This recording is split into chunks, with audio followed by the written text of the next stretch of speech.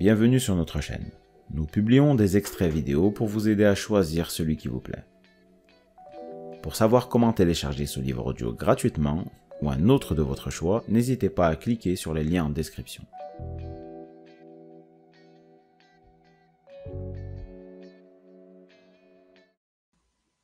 Le QI moyen des Français est passé en dessous de 100. Je pense que l'une des raisons pour laquelle le QI général baisse, c'est que les plus jeunes, habitués au rythme des séries et à celui des jeux, ont besoin d'être stimulés à chaque instant. Ils n'arrivent plus à se concentrer sur des choses qui demandent un effort de concentration. Entendons-nous, les moins jeunes ne sont pas en reste. Je souhaite vraiment que ce livre ait l'impact qui enrayera cette machine infernale. Fabien est un vrai accompagnateur. J'ai aimé que ce livre ne laisse pas le lecteur livré à lui-même. Votre lecture est comme une promenade en forêt. Fabien vous prend la main et vous dit « Écoute, on va y entrer ensemble. Il se peut que tu vois des choses qui ne vont pas te plaire, que tu sois un peu surpris ou que ce soit compliqué d'avancer, mais je suis à côté. Je ne te laisse pas tomber et je te garantis que tu traverseras toute la forêt pour en ressortir plus fort. » Ce livre peut vous changer. C'est grâce à lui que j'ai pris conscience qu'il n'est pas normal que je scrolle sur mon téléphone pendant que je regarde un film. C'est grâce à lui aussi que j'ai compris que mon sous-système personnel était un atout, mais que je devais protéger mon attention pour qu'il fonctionne. Vous vivrez vos propres prises de conscience dans la riche conversation qui vous attend maintenant avec Fabien Olicard.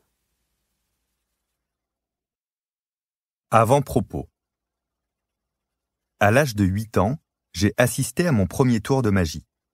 D'abord en tant que spectateur, et interloqué par ce que je venais de voir, je suis rapidement passé de l'autre côté du chapeau haute forme.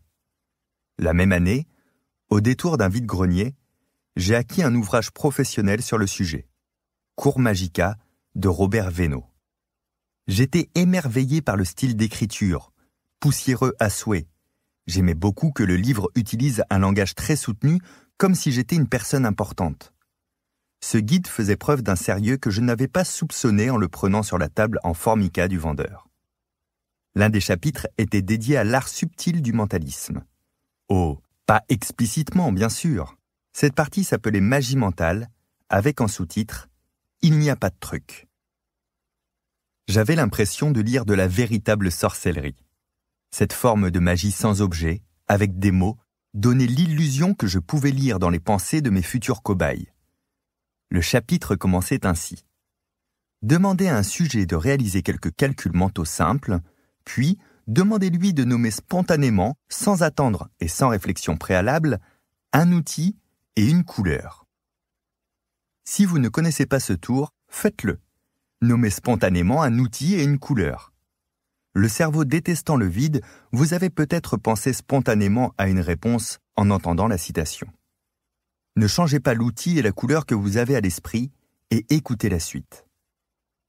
Si vous pensez actuellement à un marteau rouge, vous faites partie d'une grande majorité.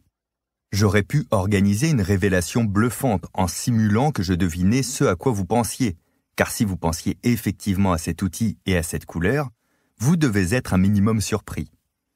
Pour être un peu plus exhaustif, sachez que le tournevis et ou bleu reviennent avec une fréquence non négligeable. Par contre, si vous pensiez à une scie sauteuse violette, je suis désolé, mais je ne peux plus rien faire pour vous. Après quelque temps à étudier ce livre, je pouvais réaliser ce type d'illusion sans aucun matériel. Contrairement à ce que je croyais, le point commun entre les différentes formes de magie n'était pas la dextérité ou l'agilité. C'était l'attention. C'est en saturant le cerveau, avec des calculs simples ou simplement en faisant lire un texte, que l'on empêche le sens critique et le processus attentionnel du cerveau de s'activer. Les mentalistes, et par affiliation directe les magiciens, utilisent l'attention de leur public pour transformer la réalité. Pour que la pièce de monnaie semble disparaître d'une main, alors que les observateurs, pourtant éduqués, savent qu'un objet ne peut pas se volatiliser si facilement. Je vous préviens, je vais être obligé de vous dévoiler le grand secret de ce tour dans quelque temps. C'est donc en lisant ce chapitre sur cette magie mentale que j'ai compris que l'attention était la clé de cet art et j'ai pu compenser mon manque d'agilité, en tant qu'illusionniste, par mon habileté à manipuler la perception d'un public. L'illusion n'existe pas dans les mains du magicien ou dans ce qu'affirme le mentaliste. La véritable magie, l'instant où quelque chose d'impossible vient d'avoir lieu, n'existe que dans le cerveau du spectateur. Si ce livre vous a plu, vous pouvez alors le télécharger gratuitement. Pour savoir comment faire, cliquez sur le lien en description de la vidéo. N'hésitez pas à commenter pour nous informer des extraits de livres audio que vous aimeriez écouter.